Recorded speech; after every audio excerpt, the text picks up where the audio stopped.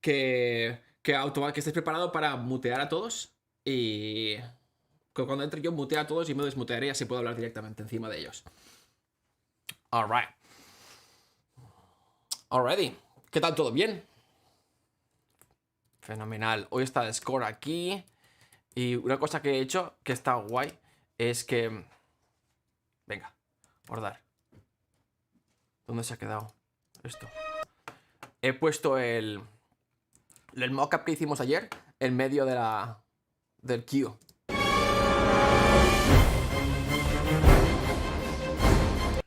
Y a ver si... Cuando veamos el score se lo diré y a ver si alguien lo nota. Y después lo pondremos. Already. Let's rock and roll. Muy bien, vamos, dale.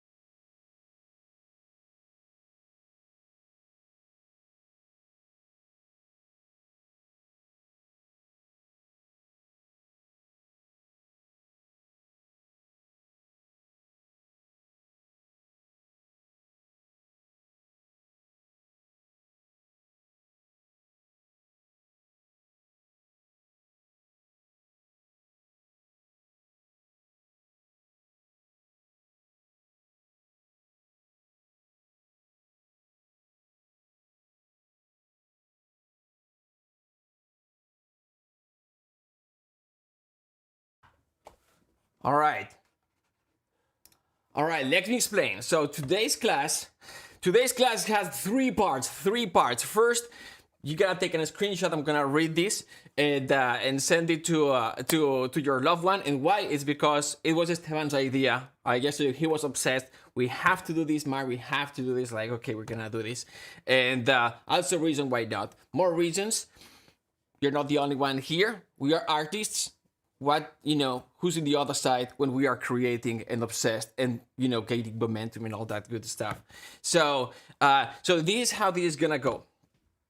So basically, the first phrase is, when I see you, and here you're gonna insert something unique about them that they do on a regular basis. And then you're gonna finish this with the first rays of the sunlight. You'll see why. This is a structure, you guys. And then it makes me feel that what I've been missing is right here in front of me. This line always works. This line, you know, you're gonna win the day with this line. First rays of the sunlight, a fresh breeze, and pink skies, cheesy touch.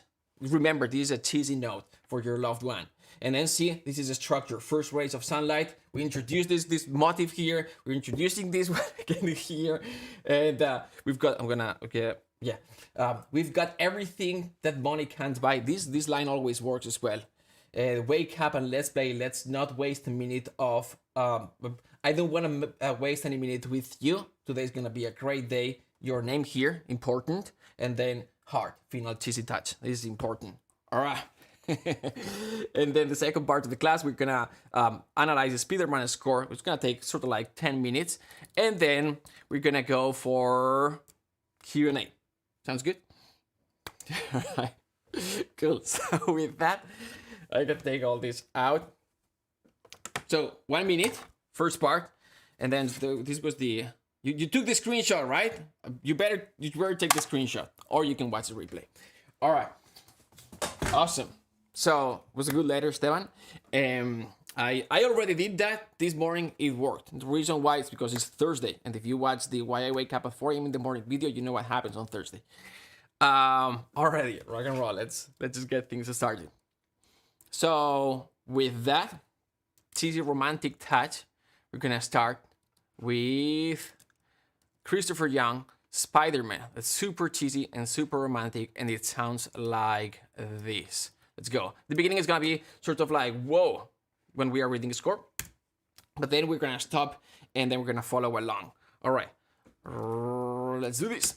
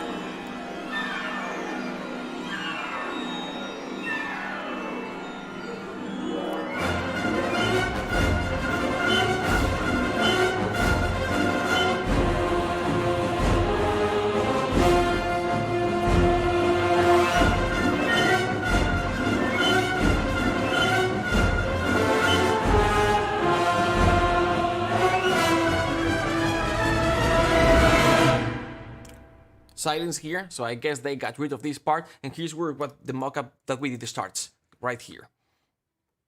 There we go.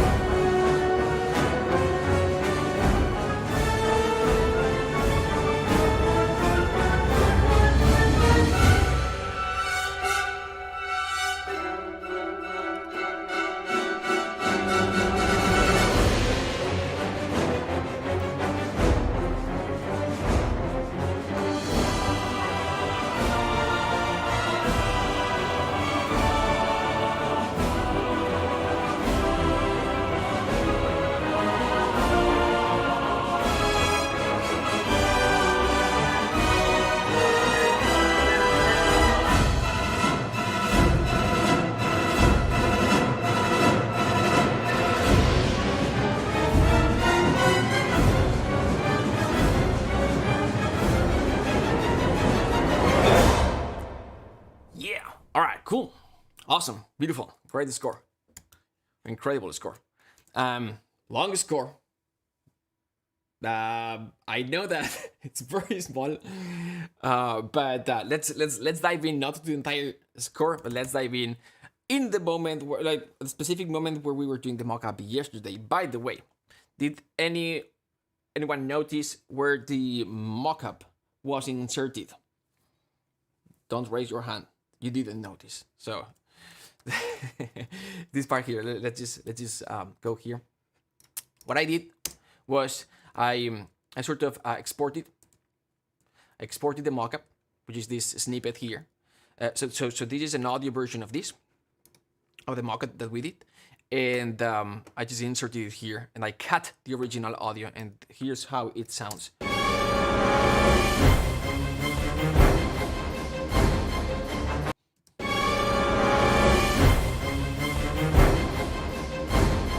The only thing that I did is I brightened it a little bit. I brought ozone, which is what I said yesterday. Yep, open. Come on, you can do this. There you go. And it just I had a little bit of exciter. So I didn't EQ. We EQ'd it yesterday a little bit.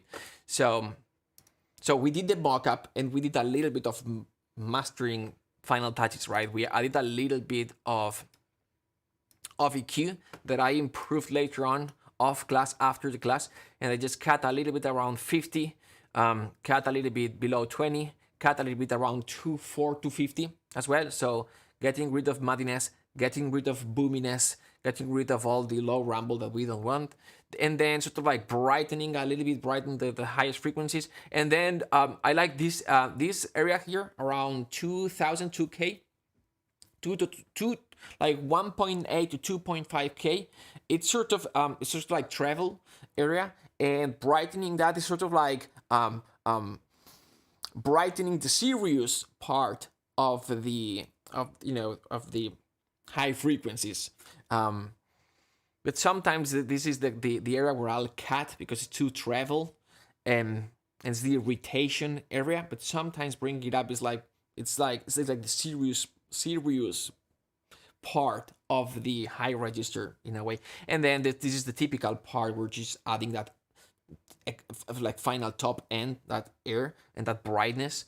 So that's what we did. And also we added we opened the mix a little bit, and we added a little bit of overall reverb. That's what we did yesterday. And today when I added this here, it still sounded a little bit, it needed a little bit of excitement and brightness, and actually without it, this is how it sounds. Especially in the brass.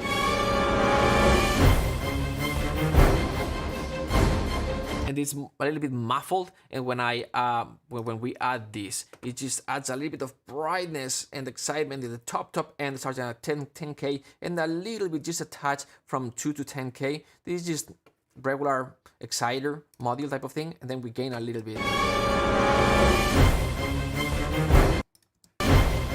If I could just show this, I'm just gonna mute this. So this is without, with, just a touch.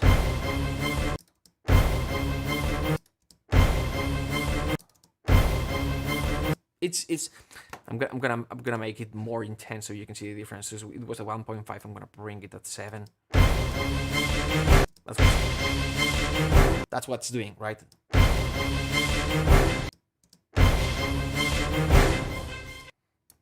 So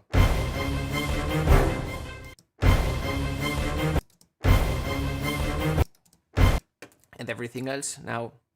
So sometimes you're trying to replicate the mock-up, and you're using your instruments, and we have to realize that there is an extra layer of coloring the sound afterwards. Don't rely on that, because that's just after decomposing, after the mock-up that happens during the mixing and mastering. It's just like a final layer of coloring that happens overall. you know, like an EQ and that overall reverb and a little bit of those mastering things that you will do, the final compression, the final control dynamics multiband, the final exciter, final opening a little bit. Those things happen like the last step, but it's there and it changes the overall sound. So anyway, and this is the part that we're gonna focus on. I'm gonna get rid of this guy now so we can actually hear how the score sounds, and we're gonna go ahead and take a look at some of the questions that you had yesterday real quick, and then we're gonna move to Q&A. So I'm gonna zoom in now. It's the quality is not perfect. It's what it is, what we've got. It's a scan of the score.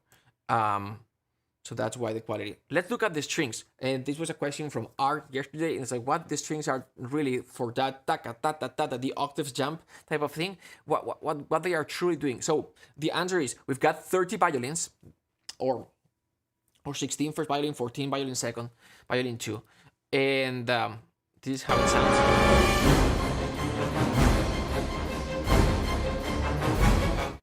All right. Oops.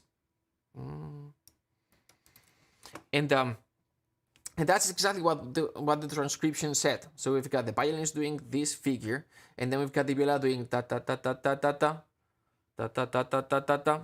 Then we've got the cellos doing this jump here, octave jump sort of thing. But as you can see, it's creating a little bit of dissonance, going up with sort of like very similar to what the violas are doing. And then we've got double basses, similar direction, so same direction but not as busy, and all together.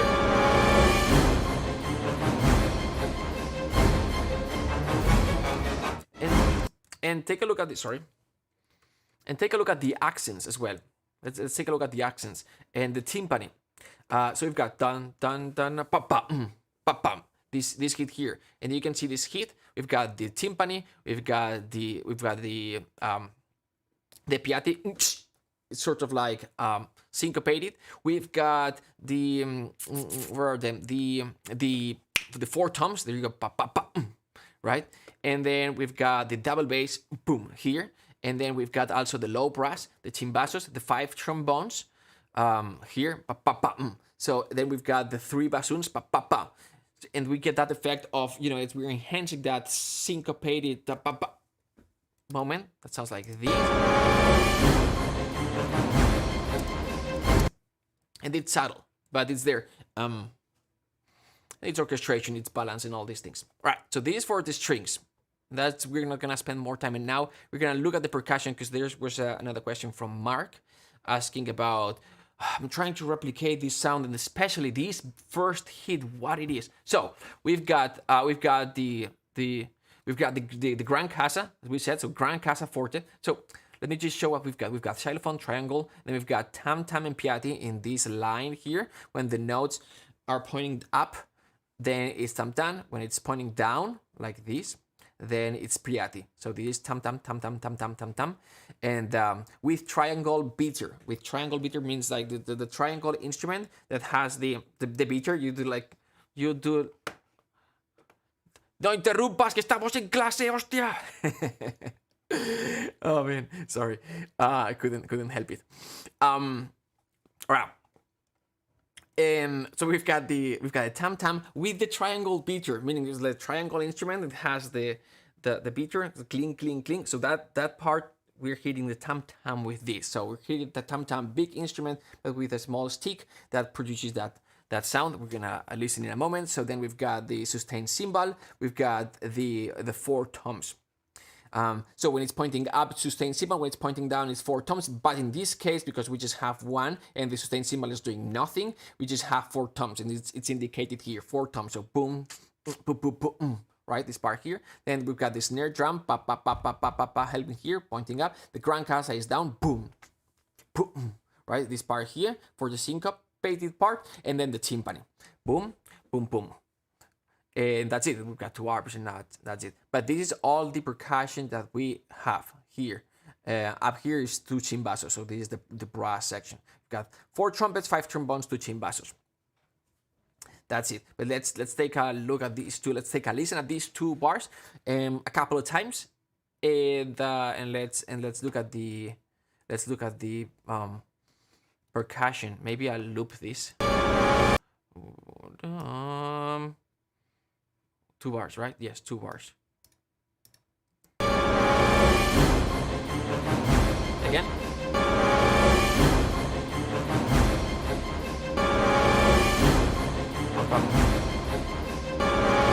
So the pam pam pam pum pam pam pam pam, that pam pam is these notes here, these notes here, these notes here, etc. 4 more times.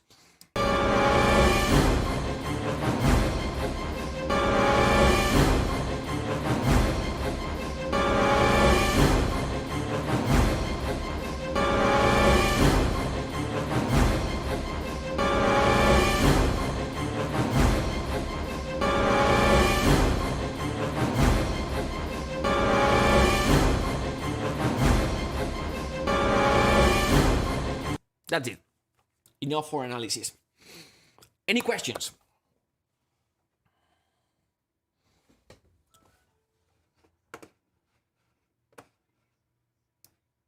Yeah.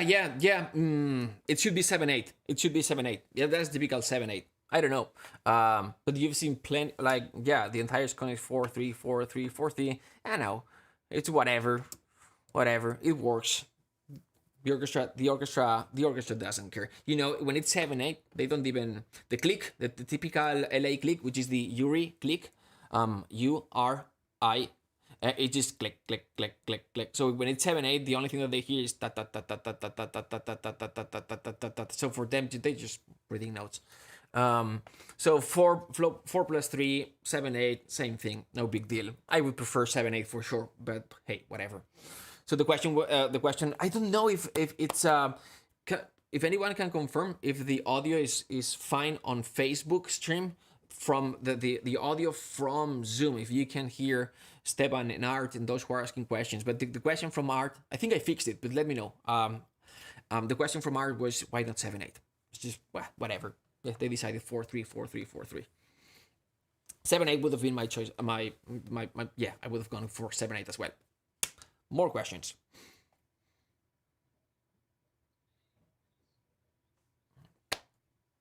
Beautiful.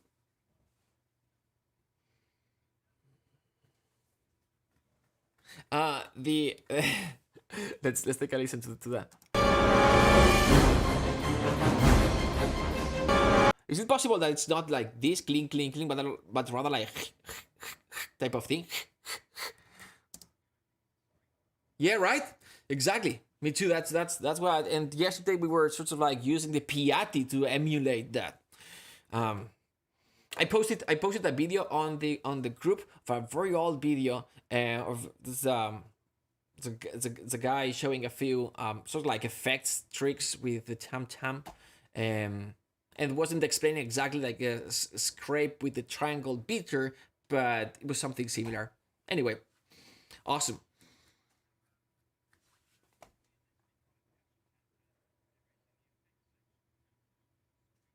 Beautiful. Awesome. Beautiful. There you go. Thanks.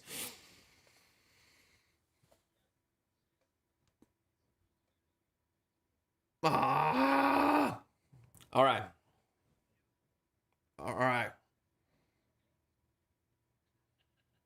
Maybe I'll exactly. All right, yeah. So for those in Facebook, Mark James was saying that that in the Spitfire percussion, the tam tam has effect spots that has that so like a scrape, sort of like the same effect that what we hear here in this score. All right. Today, like if you've got more questions, great, awesome. Reduction. I can share this. I'm gonna share this score with you guys here just on Zoom, and then the transcription, the reductions. Yes, we'll post those pictures below today's stream on Facebook, because it was just us listening by ear and guessing what the notes would be. So I'm gonna post that there. And the score, I'm gonna post it here. But I will have to move this out of the way for a second. All right, cool. More questions. That wasn't a question. That was a demand. Multiple. Ask for multiple people. What a question. All right, cool. Dropbox.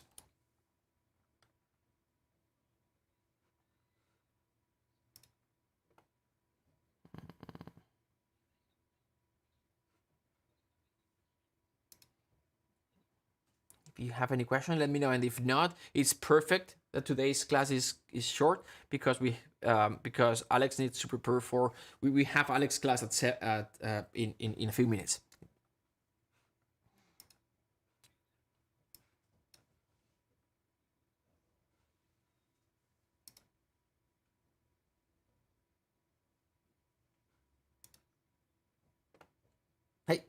Hey, Gregory. Yeah.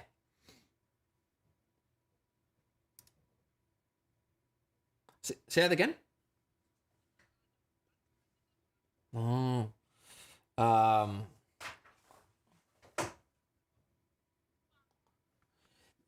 right, yeah, that's a good question. I'm gonna let me show the score. Let me just finish creating this. Enero, febrero, marzo, abril. All right, this is the link. It's going to expire in 3 days, so make sure to download it. Save, copy, and then I have to go here, chat, Zoom chat, and post it here. It's too bad we can't solo each part. Yeah, that's right. Yeah, I wish. So this is the Dropbox links to this course for you guys on Zoom, and I'm gonna repost. Stefan, just repost it like a few more times, just in case people join later and they can't see the earlier messages. Okay, the glissando. What type of thing? Where is it? The beginning, boom, page 2. There you go. So let's take a listen at this.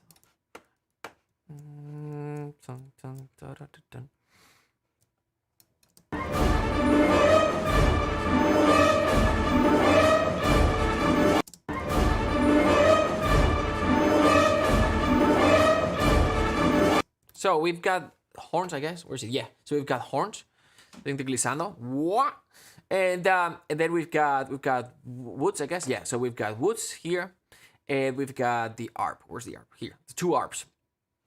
Helping, but basically we hear horns because it's gonna be the dominant. It's gonna be the dominant timbre, the family, the instrument or family section with more weight. So we hear horns, but there's also the other. Now, all right, cool. So how to write this? So the easy way, like there are some glis going down on woods that are clearly samples, and they just, if it's samples and no one's gonna play that, just write the lines that it says down glissando. You're using samples, and then we've got these glissandos. I don't know if they are samples or the real recording, but what I want to explain is usually for horns you don't have to write the entire thing, just the first note and the last note. They're just gonna do the glissando. And for woodwinds, generally you're gonna write all the notes, but they kept it simple here, and it's like this is the first note, this is the last note, gliss. And the woodwinds are gonna do blah, blah, blah, blah, blah, blah, blah, so they're gonna play every note. And the arp, usually you're gonna write like this, but then you're gonna write the pedaling right in front of the glissando, so they know exactly what scale they have to, over what scale they are doing the glissando. And that is it. Let me see if the pedal is written in the earlier page. No, they're like whatever. Let me see if it's in the first page. Arp. No, they're whatever. Arp. There you go. Yeah, no, yeah, yes. So they've got the scale here, and then I guess it doesn't change the scale. And basically they are just doing glissando. So yeah, so here it is. So usually you will have the pedaling of the arp, and then just write the glissando first note, last note, and that's it. The other option is to do the first note and write very small the first 7 notes, which is the beginning, so you give them a clue of the beginning of the glissando, so the scale that they have to use, and then they'll figure out the pedaling. That's the other way of doing it. So basically, it's the first note, very small, the other 7 notes, and then line, gliss below the line, and the last note. And they'll figure out exactly how to position the pedals in the arp. So for most of you already know how the arp works, but basically the way the arp works is it doesn't have all the notes; it just has 7 of the notes. And to get the other chromatic notes, they will position the pedal, and they've got 3 positions: up, middle, and down. It's gonna change the tension of the string, and it's gonna make it half a step up, half a step down, or just sort of like natural. And they can create different scales, but they can't play all the notes. So whenever a pedal change or a group of pedals need to be changed, you have to understand that takes a little bit of time. So they need time to change pedaling. That's why sometimes they've got 2 arps. When you need a scale going up and the different scale going down in the glissando, the first arp will do the going up and the second arp will do the going down. It's very typical. So because they cannot do going up, change pedals going down. There's no time for that. Did that answer your question? Hopefully it did. All right, cool.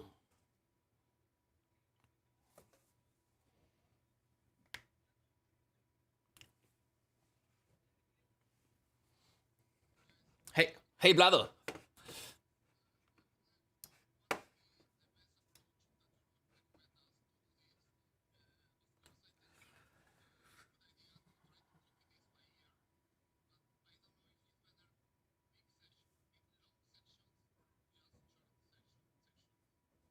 So that's a great question. What I would do is I learned a lot myself copying that section the other day.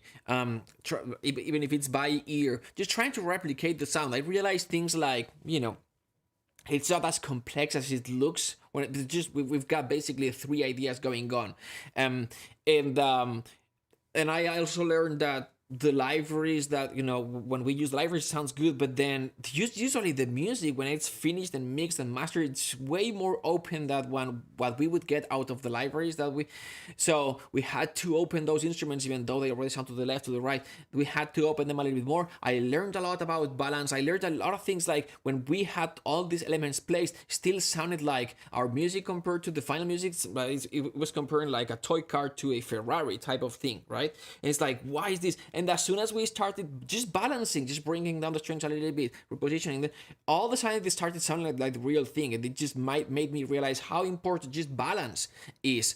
And I would say, but once you've learned that, copying 4/6 bars, if it's an ostinato, it's the exact same thing for the next 32 bars. There's no reason why you would want to copy the rest of them. If you want to learn some more things, go jump to another section and try to copy or replicate that section. You're gonna learn a bunch of new things, because it's another instrumentation, another texture, another another series of musical ideas you have to combine. You learn another type of balance, etc. So I would recommend copying small parts, and once you've got that figured out, move to the next one. But also copy or replicate the connection between sections, because connecting is also an art. Connecting a section with the next section is an art as well. So maybe you could do the end of an ostinato and the beginning of the ostinato with the connection between them, and that would teach you a lot. Now, if you've got a lot of time, you want to replicate the entire score, that's a big mission. That's big. When you are done, it's big achievement as well. You're gonna feel proud if you are trying to replicate these 100 bars of a music like this. Takes a lot. And also it's gonna stress test your system, because to do something like this, maybe your template won't be as small as just replicating one part, because there may be one instrument just for one connection, right? You're gonna need a bigger array of instruments to replicate an entire score like this than just isolated part.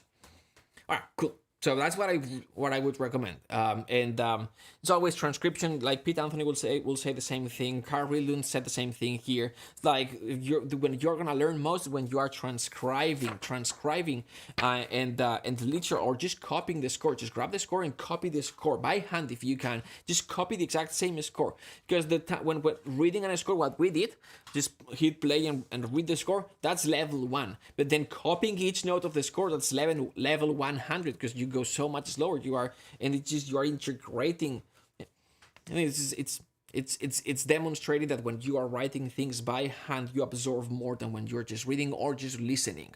And so I recommend that. But if you want to go one step farther, then do the mockup, right? Because that's another skill to have as a composer, to be able to create mockups. So now that you've learned orchestration by literally copying the score or reducing the score, then do the mockup, and then you're gonna learn another set of skills. All right, that's my recommendation. It's a good question. For those on Facebook, he was asking about what would you recommend to replicate the entire score to parts of the score, and that was my answer. All right, cool, good question.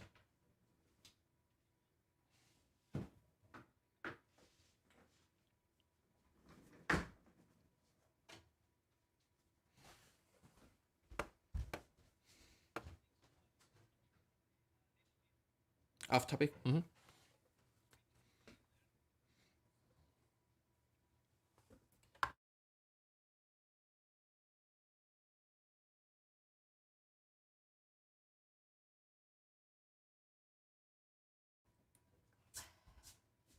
Oh,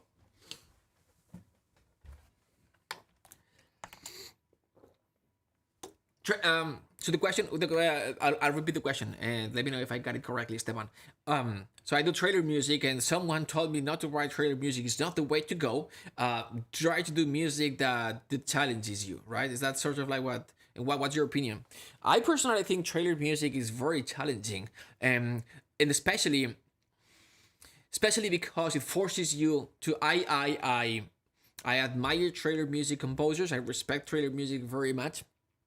And what I would say is, as you know, and I admire just like John Williams style, Alan Silvestri style music as well. Maybe even more, just because I like it a little bit better. But trailer music is also very, very challenging. One, the production side of things. It's gonna push you to the limits when it comes to it. It has to sound good, right? It's like remote control, bleeding fingers type of music. You can criticize it, you can say whatever it is, but but like for sure, production quality is just incredible. It's just as high as it can get. So if you get to that point, to that level, that's big achievement. That's a lot. So big respect for that. Also, trailer music, sometimes you have to understand. So you when I struggled, and I've struggled for the longest time trying to write like trailer music that's legit trailer music, is the it's generally it's simple, and you have to be able to write simple music and to keep it interesting. And did not sounding cheesy like what we did a couple of weeks ago or last week. So it forces you to be creative and to stay inspired, which is challenging on writing something simple, and especially if you're a trailer music composer where you write this type of music over and over and over again. It's very challenging, and not it's humbling as well, because in a way you have to be able to write music without saying too much, right? Not the first time that I wrote a trailer music for a big trailer music house, the first note that I got from them was like, this is not trailer, this is a score. I didn't understand it, but it's just too much. You're saying too much. You have to keep it more simple. So that's just defending the trailer music idea. If you write trailer music, good for you. Now, sometimes you may need to write music that's more complex. Let's just say a different style, well, or a different whatever, right? Just to study that. Obviously, that composer that maybe advise you, learn to write the other type of music, study the masters and all that. Yeah, for sure, absolutely. Yes, you have to learn to write different styles, not so you can copy, but so you are during that process, and with everything that you've learned along the way, you start creating your own sound. And it's good that you know a little bit of everything, and you've studied a little bit of everything, or that you've been able to master different styles so you can combine them all together and create your own sound. What if you come from sort of like the ADM world and you know all that, and also you do trailer, but you also can write very complex music. You can do a mixture of all those things, create something that's very unique, that's very you, and ultimately that's what you're gonna want. Maybe you come from the rock world or the heavy metal world. You're gonna be able to include some of that language, some of those sounds into your music when needed, right? So yeah, definitely it's good to understand the different languages, but ultimately not criticize any of them, um, by any means. That's what I would say. All right, cool.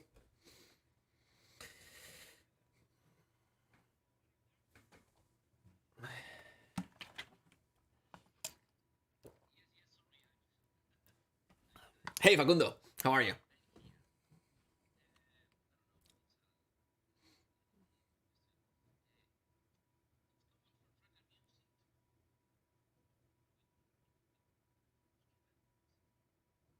Sir, can you repeat? It was cutting a little bit.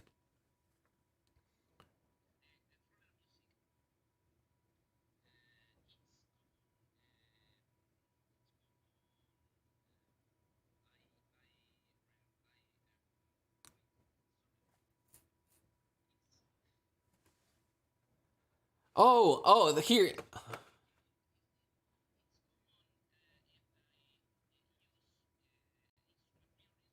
Yeah, that's a good question. Is the question is it common for trailer music to record with real instruments? It is. That's a great question. So what I'll say, it is very common for trailer music to use sample instruments. Do they record? Yes, for sure. Yes, 100%. When there's budget for trailer music to be recorded, yes, there's a lot of real musicians, real music like recording for trailer music. Yes, 100%. The question, um, but also it's usually there's it's a music that's usually over produced as a good thing. There's a lot of production to make it sound as perfect, as big, as massive, as impactful as possible. So that means that even when they record, they record in a way that they still have a lot of control, right? So if for a soundtrack they record, it's very common to record brass or horns, or the horns line separated than the shorter strings and the longer strings. Um, with trailer, it's all about that. We're gonna have a lot of separation during the recording session, so then we can perfect each part, and so then we can mix each part with samples. So even if there's recordings, they're gonna have a lot of mix. What's trailer music? Trailer music is oversized, like super extra big, impactful, aggression type of music. So if it's sort of like big, aggressive, dark type of trailer music, it's gonna be that type of sound with bigger than usual brass. We're gonna mix up with drums and with synths and with big percussion, epic percussion, stuff that's bigger than the orchestra itself. And when it's sort of like positive emotions type of trailer music, it's also going to be that string section is gonna be bigger than usual, right? Like super big. And so when we are doing those things, we're gonna mix it with samples. So yes, we're recording with live orchestra, but and it's common. Yes, it's common, but we're also mixing it with samples, and the way it's recorded, it's trying to gain as much separation as possible. And that's why also when a trailer track, there's no the live musicians, it's also very common, and it's a typical, it's the sound that we are used to.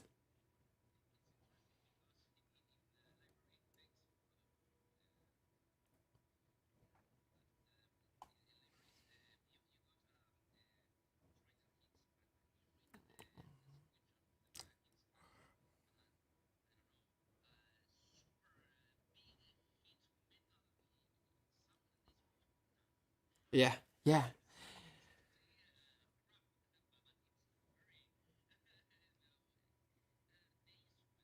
No, yeah. Well, what you're saying is that the descriptions of when you are the description, how they describe the patches or the sounds or the instruments inside some like trailer, geared towards trailer music type of sample libraries. It has its own language. Um, and yes, we've got types of instruments that are very very commonly used in that trailer music type of sound. We're talking about the brands, the punches, all these things, and the description of those, reversed, etc., glitches. Those all these things are very typical of trailer music. But if you learn that, or if trailer music composer, sometimes when you have to compose another type of music, it's gonna be very easy for you to include those type of sounds into another type of style, and you're gonna create your own sound, which is what we were talking about earlier. So yeah, good point. All right, alrighty. All right, last question.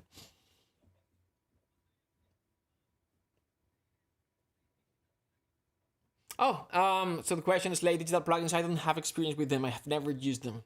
I think they, here they are great, but I've just never used. You know what? We're gonna start a series of videos and classes. We're gonna be testing different libraries, different plugins, and all that, and we're gonna, which is what we are doing at the moment. We've tested the first library, Nucleus. We've written with the library, then Albion, written with the library, and we're gonna start with more specific like strings. We're gonna test a series of strings libraries, a series of. We were thinking, should we also test plugins, etc. But we're gonna focus on the tool, on the library. And so we're gonna testing different libraries, and I'm gonna start with yes, I'm gonna test some of the libraries that I already use, but I'm gonna test lots of libraries that I always said like, nah, I'm not gonna use this library, or many libraries that I've never used, or some of the libraries that I thought I wouldn't like and never tried because of that. And I'll try to learn the good things and the bad things about those libraries, and I'll share them with you. We have entire weeks working with one library and then composing with a library. And what I hope it happens to me is, well, I'll discover things that I didn't know.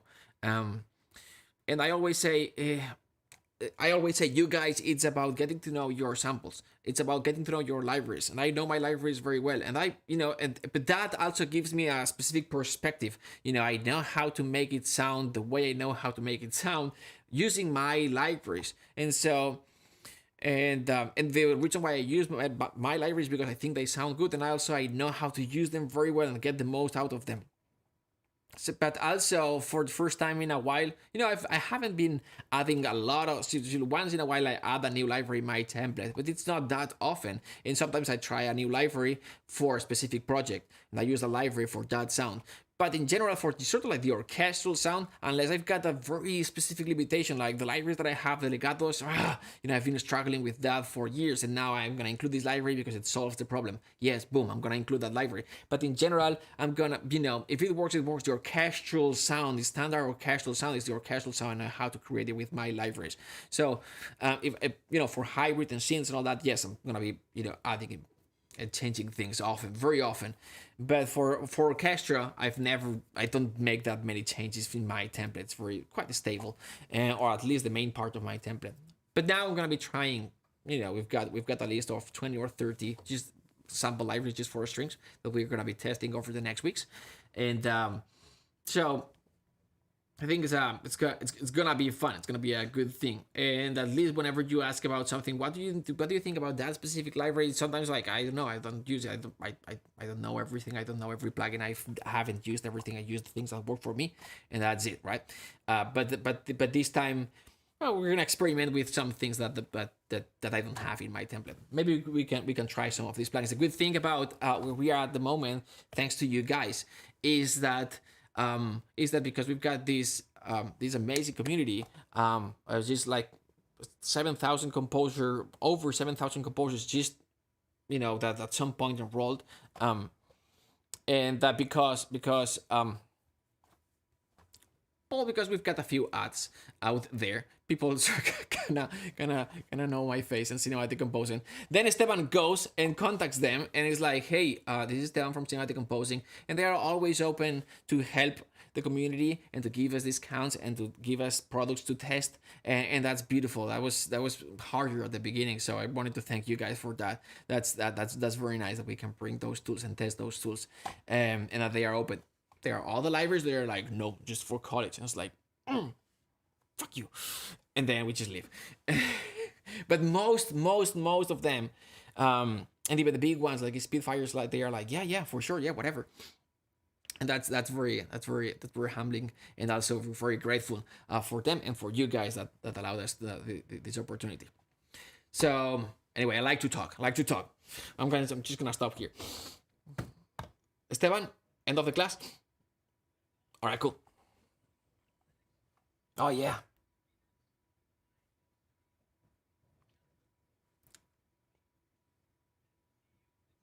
fantastic. See you on Monday, you guys. Thanks for joining one more time. Have a wonderful weekend. I'll see you on Monday. Bye bye. Thank you, guys.